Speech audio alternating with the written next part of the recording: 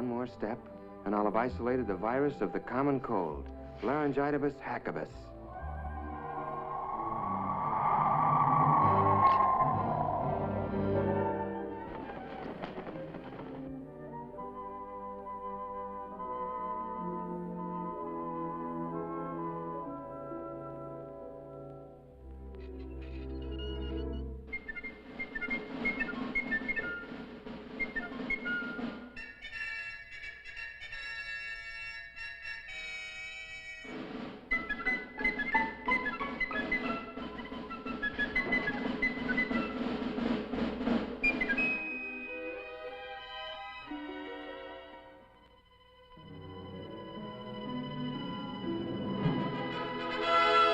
Iridium Fosdex, check.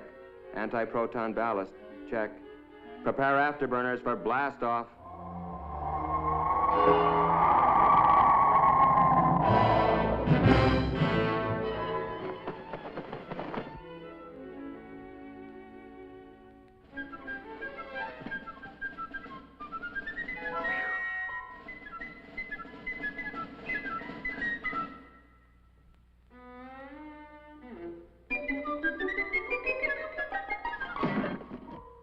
The biggest problem in this job is how to keep from disturbing the parents and getting them in a tizzy.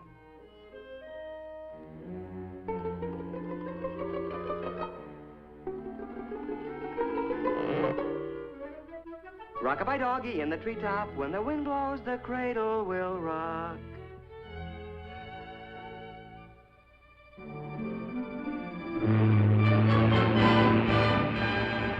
And so, after answering the $64 million question correctly, I decided to take a few trips around the world.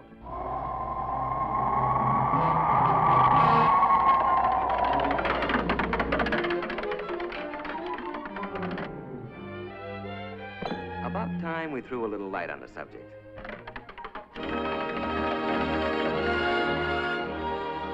First thing you gotta do is get their attention. Comfy? Have I got your attention? Okay, let's straighten out a few facts about you and the Army. Now then. Excuse me just a minute. Rock-a-bye doggy in the treetop, when the wind blows, the cradle will rock. You know, Ralphie, it's a funny thing, but every high school senior I've ever known thinks that when he gets into the service, all his buddies will look like a bunch of lower Slobovians. Of course, there's always one exception. You. Actually, they're going to be pretty much like the guys you're graduating with. Just plain old characters like Roy Robinson from Jefferson High in Portland, Oregon, Don Osgood from Page, Nebraska, Pete Willoughby, Los Angeles State College, Dick Martin from St. Peter's High in Worcester, Worcester, Massachusetts. Oh, well. Nice guys who wash their teeth every day, get their hair cut regular, well, fairly regular. Just a neck trim, please. Yes, sir. Just a neck trim. Well, what do you know? There was a human being under that pelt after all.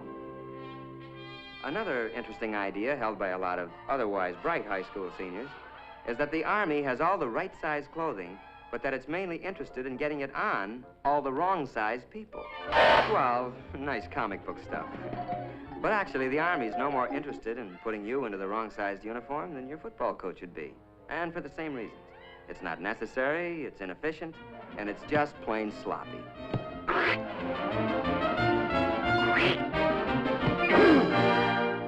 In other words, you'd be pretty useless to yourself or the team.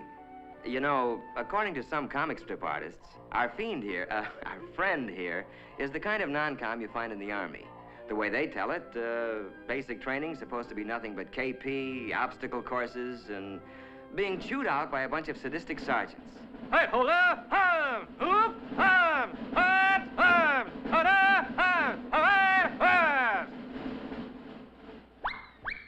As a matter of fact, the Army's not about to use inefficient comic strip non-coms or officers any more than it would use outdated or inefficient weapons. No, the non-coms you're going to get acquainted with in basic will be very capable guys, and they'll be there for just one reason. To help you. You'll get to know men like Paratrooper Sergeant Mike Culhane, Master Sergeant Johnny Broderick from Okinawa in Korea, Corporal Tommy Webster, a high school senior when you were a junior, Sergeant Rod McCullum. He carries the Congressional Medal of Honor. Look, as long as we're on the subject, let's take a look at basic training and find out what it's really going to be like.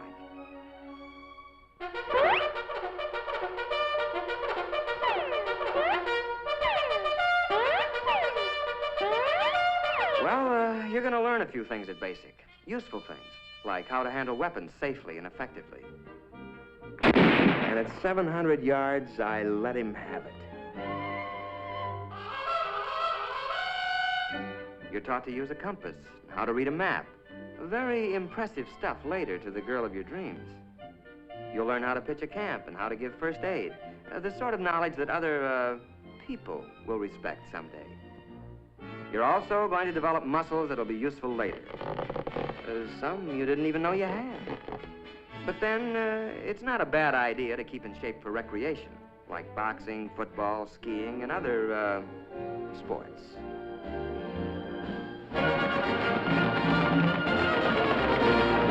You're going to learn to snap a salute to all officers. Now, where'd that custom come from? Well, the way I heard it, the only way one knight could recognize another knight under those cast-iron tuxedos was to lift his visor. It's a sort of hello among military men. Then one day, you're going to suddenly realize that you're beginning to look like and act like a soldier or a man. And you'll be surprised to find that you're very proud to be serving your country in the United States Army. A short intermission. Rock-a-bye doggy in the treetop. When the wind blows, the cradle will rock. Okay, basics finished. Now what? Well, according to some comic strips, more endless months of KP, policing some forgotten post, and learning how to artistically goof off. But mainly, the rest of your Army career is supposed to be spent doing anything you're most unfit for. Humorous stuff, no doubt, but not good sense. Actually, the Army wants to send you where you'll be most useful and where you can serve the best. Where this will be is determined to a great extent by those interviews and aptitude tests you took in your first days as a recruit. So the chances are that... But wait, just a minute. Maybe you'd like to know before you start how you're going to spend your Army career. Maybe you'd like to choose the training you want and not leave it up to chance. If so, then the Army has a special deal you'll want to hear about. It's called Reserved for You. And in it, you pick the job training you want before you enlist. The Army then reserves that position in the world's finest technical schools until you complete basic training. And now, let's go back to those dreams of yours. How about laboratory work in the medical field? The Army has some of the finest laboratory facilities, technicians, and scientists in the world. Well, that's just one of 127 courses offered by the Army. How about that dream of working with rockets or atomic power? How about guided missiles? You choose it, the Army's got it. The only ticket you need to this program is one high school diploma. Sound good? Well, I can make it sound better. The whole deal is guaranteed by this letter, written to you by the Adjutant General of the United States Army. You don't sign anything until that letter is firmly in your hands. Fair enough? Let's see, adventure? Pick your branch. How about a real elite outfit? Armor. Tank Commander Phillips. Not bad. Travel? Man, you do ask the nicest questions. This is Paris, and it's no dream. It's solid, and it's yours. Ralph Phillips, USA. Sound pretty choice? Your local recruiter can fill in all the details. Today, if you like. But remember that you're going to look a lot bigger to the Army with that high school diploma under your arm. Oh, quick warning, though, Ralphie. You can only grab one of these special deals before you receive your induction notice. So why not call on the Army before the Army calls on you?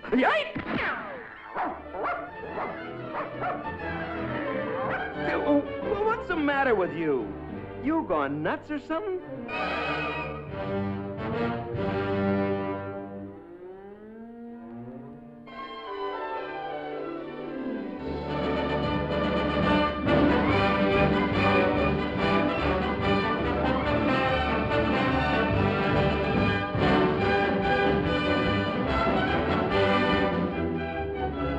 Remember, it's reserved for you.